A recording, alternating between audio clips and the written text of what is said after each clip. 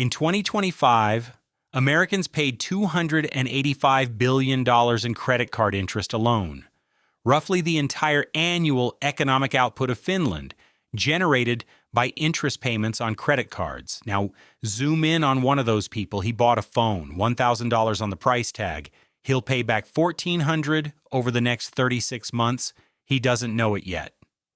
The $400 won't appear anywhere on his receipt, and the bank that wrote the loan made every cent of it on money it never actually had.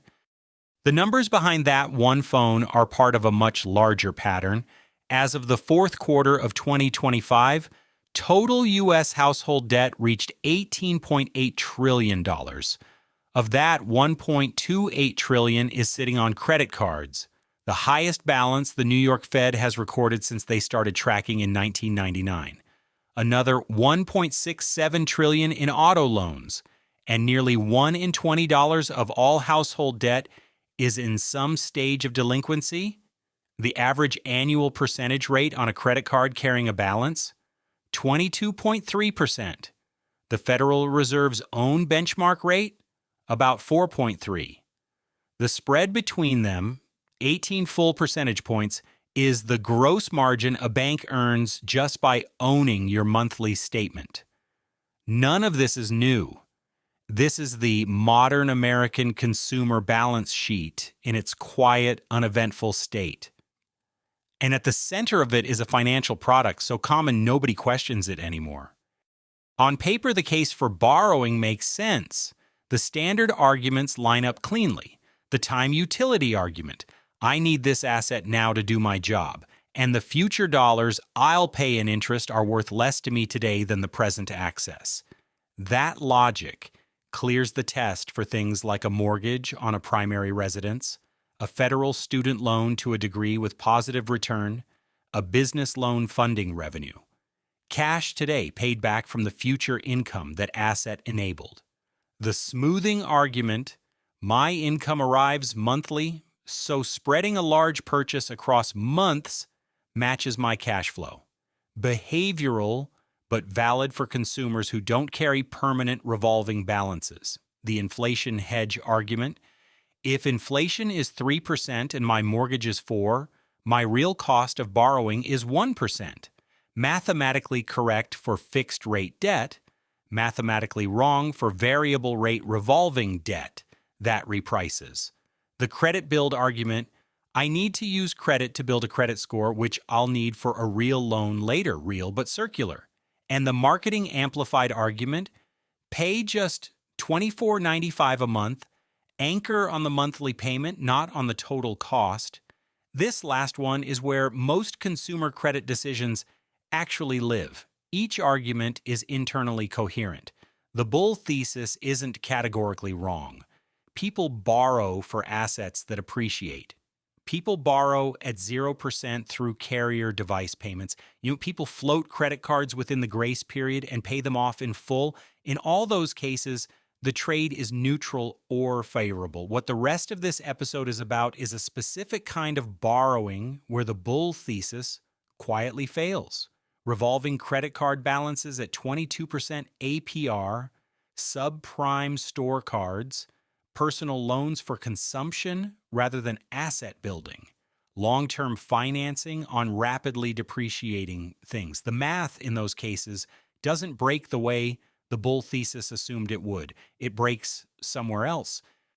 Picture the trade as it actually happens. It's a Wednesday afternoon. The buyer is 28, has a credit card with about a 24% annual rate, roughly the average new card offer in 2025, and walks out of the store with a $1,000 phone.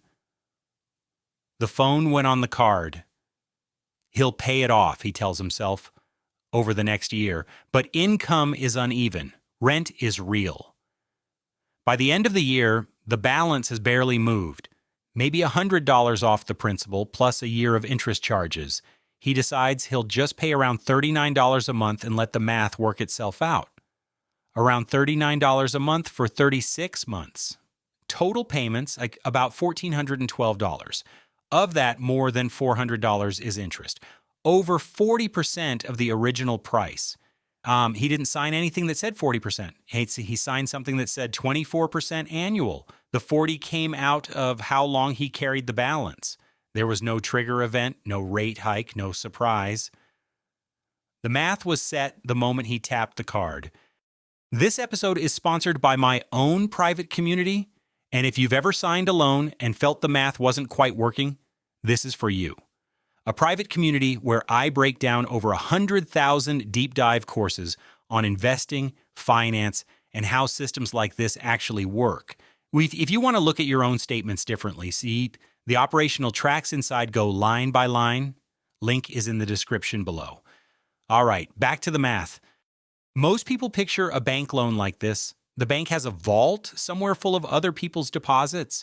When you borrow, the bank takes some of those deposits and hands them to you. That's the textbook explanation. It's also wrong. In the modern American banking system, here's what actually happens. You sign the loan. The bank simultaneously creates two new entries on its own balance sheet. One is a loan asset, a claim against you for $1,000 plus future interest. The other is a matching deposit, notes your $1,000 sitting in your account ready to spend. Neither of those existed before you signed. The Bank of England published this mechanism explicitly in 2014. Quote, "Whenever a bank makes a loan, it simultaneously creates a matching deposit." 2 years later, an empirical test by Professor Richard Werner Rose, who actually borrowed money from a cooperating bank and watched the internal accounts, confirmed it. The funds weren't transferred from anywhere. They were created.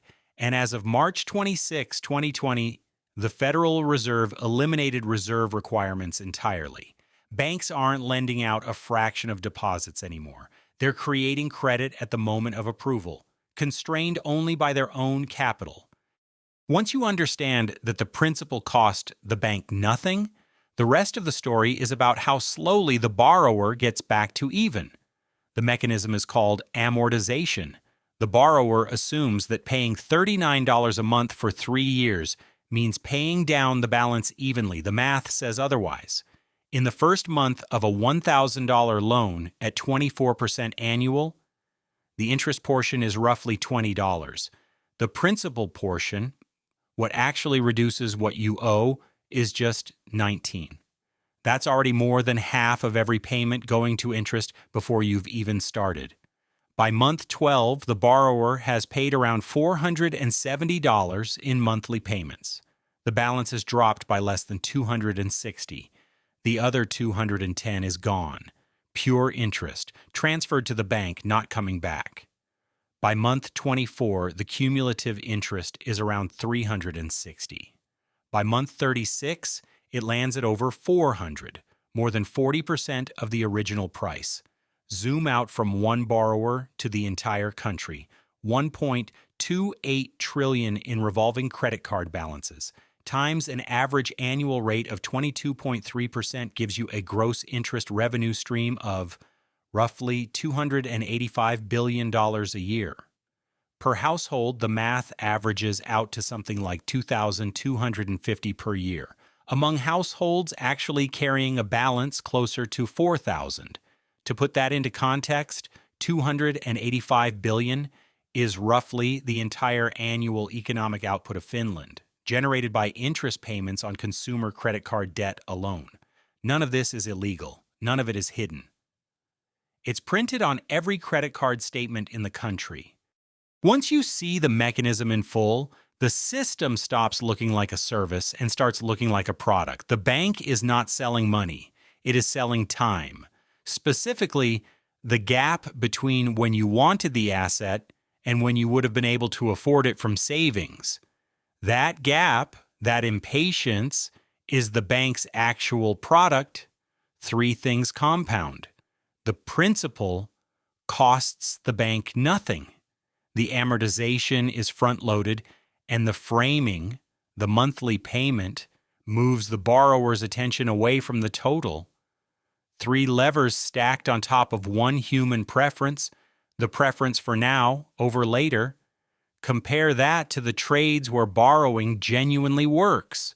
a mortgage on a home that appreciates, a federal student loan to a degree with positive return, a business loan funding revenue, a 0% carrier device payment paid on time, a credit card paid in full every cycle, capturing the float. In every one of those cases, either the asset's value rises faster than interest accrues, or the interest never accrues at all.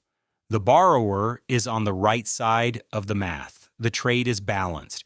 What changes everything is when you take the same financial product, hand it to a depreciating asset, stretch it across years, and let amortization do its work. That's where borrowing stops being a tool and starts being a transfer. 3 rules to take from this. Rule 1. If the asset depreciates, treat the loan term as if it ends when the asset stops being worth what you paid. Most consumer credit purchases, phones, electronics, fashion, vehicles, are worth less than the principal within a year. Anything you finance for longer than that, you are paying interest on something that no longer exists at full value. The math should hurt before you sign. Rule 2, if you cannot pay the same asset off in cash twice over, you can't afford it on credit. This is not a rigid rule, but it's a useful trigger. It forces the comparison total cost equivalent against actual savings, which is the comparison the marketing of monthly payment is designed to obscure. Rule 3, anchor on total cost, not monthly payment. Every credit decision should start with one calculation: principal plus annual rate times months divided by payment. The monthly payment is the bank's framing. The total cost is yours. Make the bank's framing do work. Calculate what they did before you sign, not after. These are operational rules, not philosophical ones. They are what's left after you remove the bank's marketing layer and look at the math underneath. In 1911, Sears Roebuck began offering installment credit to American consumers when banks would not. The original product was a tool of mobility. By 1930, U.S. consumer debt had doubled. Today it stands at $18.8 trillion. Somewhere along the line, the tool became something else. The same mechanism that was supposed to help ordinary people get ahead became the most elegant machine ever built for keeping them exactly where they are. If you want more breakdowns like this, we can subscribe. There's a lot of math worth understanding. Numbers don't lie. But they don't explain themselves either.